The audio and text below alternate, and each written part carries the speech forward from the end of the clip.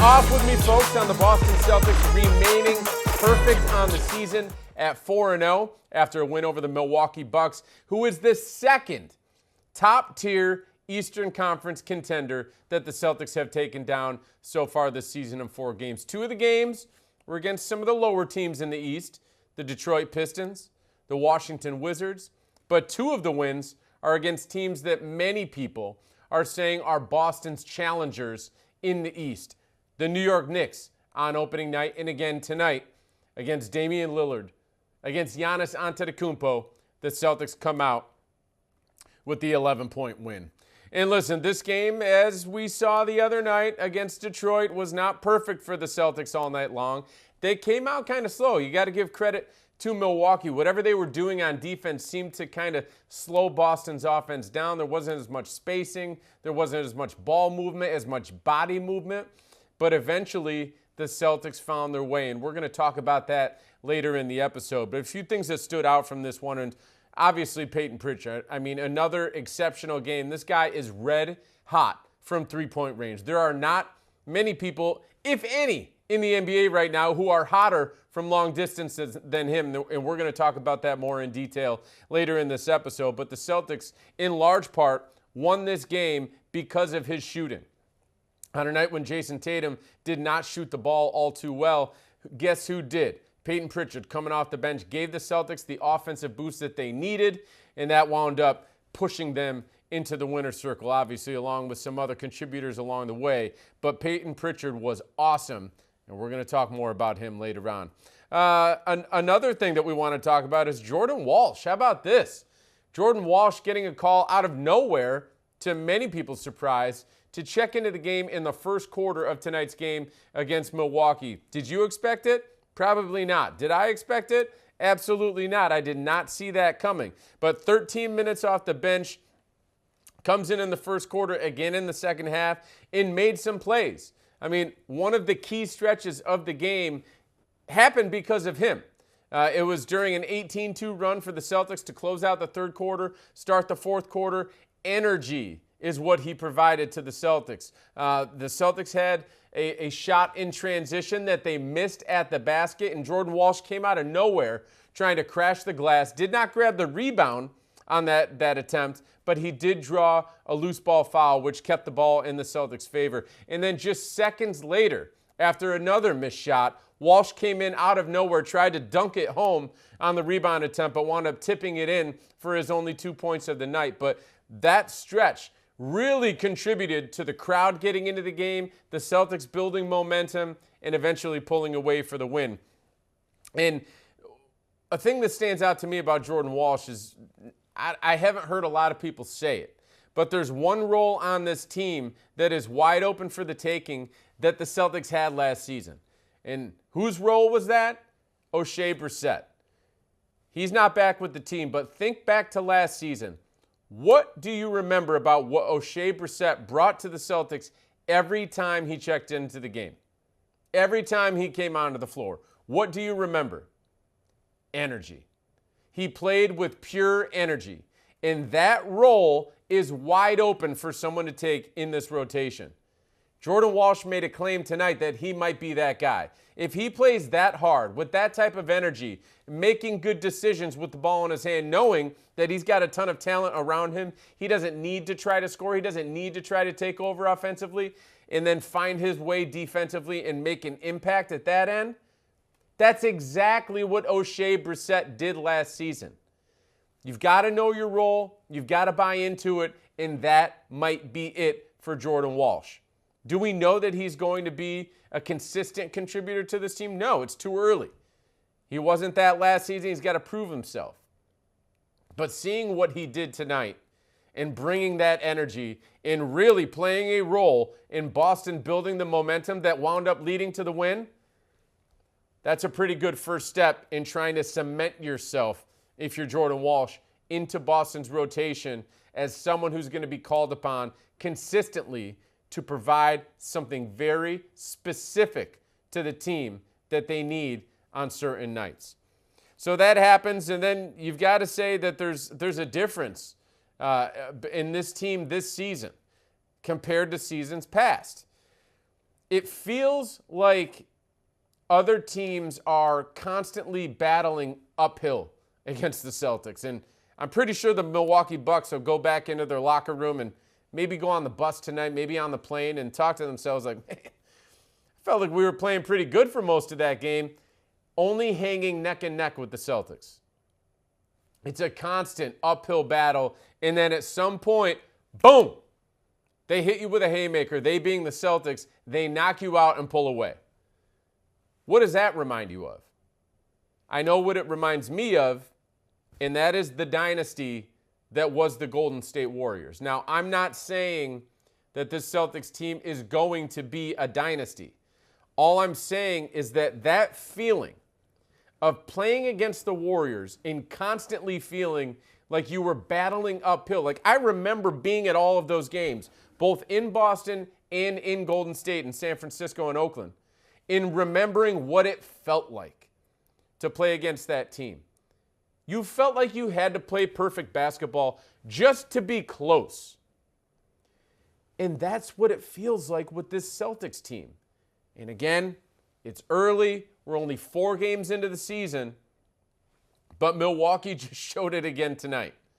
You hang close. You feel like you got a shot. You're playing pretty darn good basketball. Your 2 stars are making an impact.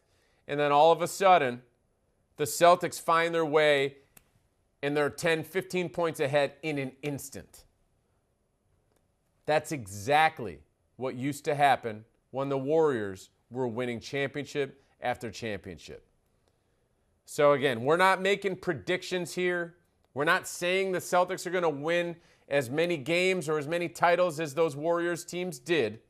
But what I am saying, and I'm saying it with confidence, is that playing against this Celtics team has to feel a lot like playing against those Warriors teams. A constant uphill battle. And when it gets to the fourth quarter, that's a lot that has worn on your body and your mind throughout the first 3. It's like in football when they say you got to run the ball, run the ball, run the ball, and wear the defense out by the end of the game. That's what it has to feel like playing against the Celtics. They're just constantly coming at you. And then eventually, boom, they're going to hit the big play. And they did it again tonight. All right, we're going to get into Pritchard, so let's take some comments from the fans. One of them specifically is about Pritchard, so that's where we're going to talk mostly about him. That's coming last. But first up, we got Michael Clapp on the difference between this year's team and teams of the past. I just gave my take. Let's hear what he has to say. Then we're going to Tomo, and he comments on Boston's balance. And then lastly, we've got Florida Man chiming in on Payton Pritchard and something we might be able to start talking about, even though it's early in the season, with regard to Payton Pritchard. So let's dive in to our first comment here. That's coming up from Michael Clapp. All right, Michael Clapp says, finally, we have the ability to turn it on and off after years of losing winnable games where they didn't look locked in. Feels like they finally have the ability to just turn it on late and win easily anyway. That just goes to show the talent on the team, Michael. I totally agree with you that, well, I agree with you in a sense that it feels like the Celtics this year are different than teams in the past because there's a moment in the game where they're just going to have their spurt ability take over and they're going to run away with a win. Kind of like I just commented on. Do I think that they are turning it on and off? No, I do not think that's the case. I mean, tonight, I think they were playing with effort. They were trying to play great basketball. They just weren't making the same shots. They weren't making the same passes. It just wasn't their night for the first few quarters. But then to your point, it's not necessarily that they turned it on because I think it was on all night, but it finally caught the rhythm. The Celtics finally caught their rhythm. And then from that point on, Milwaukee just didn't have enough to stay with them. So it is different than prior seasons where some of these games you feel like the Celtics might have lost. And actually going through many of the comments that people sent in for tonight's game, it's that they feel like there's something different and that the Celtics are going to win games that they used to lose. And I felt that the Celtics turned the page a little bit last season in that regard. I mean, they won 64 games. They had to have won some that they probably should have lost, but it feels like that is now a common thing where the Celtics, they find a way, and they're going to pull away at some point in the long run. There's going to be nights where they just don't have it, and it's going to be 4 quarters of them not playing great basketball. And by the way, there's also going to be nights, just like there was with the Warriors back in the day, where they play great, and the other team just happens to play better. It's going to happen. It's the NBA. There's talent across the league. There are a lot of really good teams with a lot of really good players in this league. So there's going to be nights like that. But the Celtics have that ability to just, boom, catch their rhythm, pull away, and deposit what was a close game into the win column with a double-digit margin. And that's exactly what they did tonight against a Milwaukee team that I'm going to remind you, everyone is saying is one of the top 3 or 4 teams in the Eastern Conference. They've got 2 of the best players in the NBA. The only guy that they're missing right now is Chris Middleton. So that team was pretty close to whole tonight. They're 1-3 on the season, and the Celtics just dealt them that 3rd loss. So the Celtics did turn it on. Not to say that they weren't playing well, but they did turn it on with the rhythm. They caught it, and they pulled away for the 11-point win. All right, next up is Tomo saying, I love the fact that it can be a different guy every night. That's team basketball, baby, with 2 exclamation points. Holiday was huge down the stretch. Payton Pritchard was amazing. JB had a solid game, even though he started slow. Tatum may not have scored a lot, but he made a lot of good reads. That's what Tatum's going to do every night. There's never going to be a night where Tatum doesn't read the defense well. He always does. It's just a matter of sometimes he's not going to make the shots. And sometimes the passes that he makes, his teammates aren't going to make the shots. So maybe the numbers won't be there. But back to your original fact here, in your point here, Tomo. I love the fact that it can be a different guy every night. It really does feel that way. Drew Holiday hit the 2 biggest shots in the game Saturday night in Detroit. 2 3-pointers, back-to-back, erased a 6-point deficit, tied the game, all the momentum behind the Celtics. Tonight, Payton Pritchard catches fire. Scores a season-high 28 points. Jaylen Brown had a great game.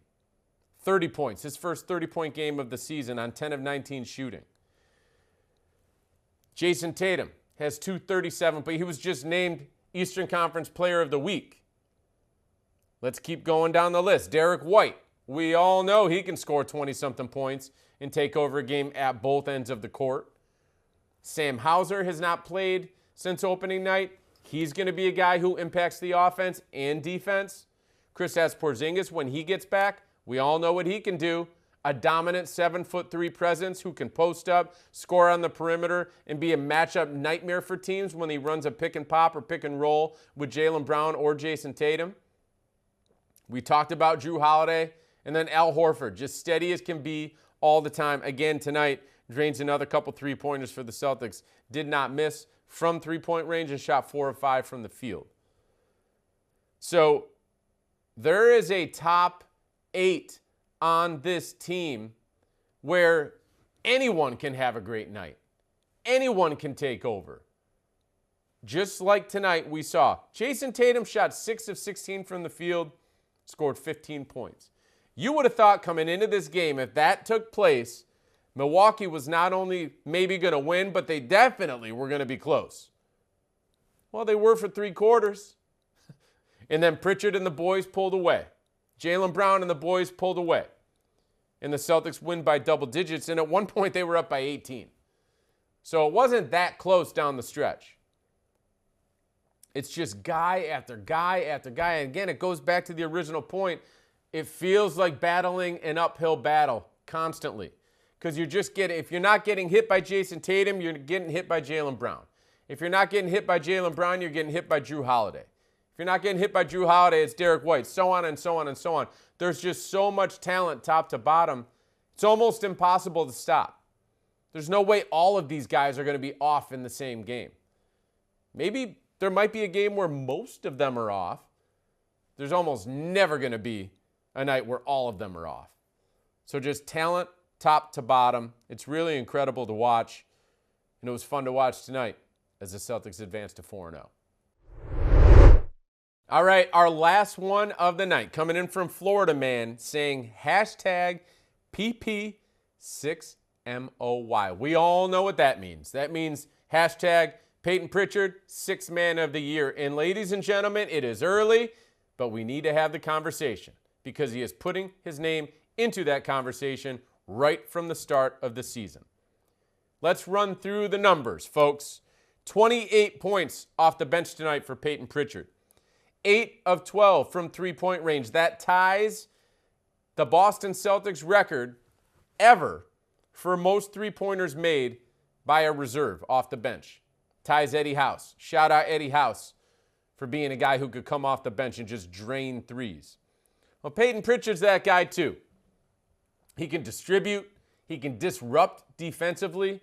He is a great player who a lot of people overlooked early on in his career. I said it early on to a lot of people. I said, I think this guy could go to a bad team in the league where he plays 30 minutes a night and average 20. That was a few years ago. Just imagine what he could do now. This three-headed monster of Drew Holiday, Derek White, and Payton Pritchard is absurd. You've got guys who can do different things offensively, guys who can do different things defensively, and Payton Pritchard comes out of nowhere tonight with 28 off the bench. Listen to the numbers of what he has done in the last 3 games from beyond the arc.